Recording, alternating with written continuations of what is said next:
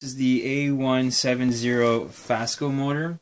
It comes in a box, as you can see, like this. Nice box, as you can see, Fasco. And so what I'm going to do is I'm going to open it up and show you what comes inside of it. So I'm going to do that right now.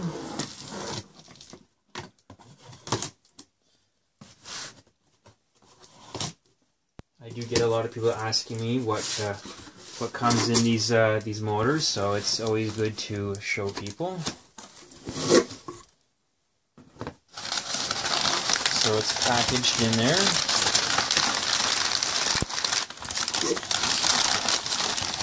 So as you can see, it comes with its own little kit here. It's got some instructions in there too. I'm going to put that over here for now.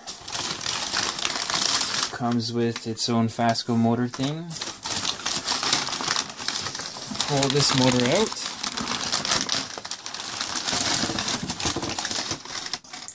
And as you can see, that's what the motor here looks like.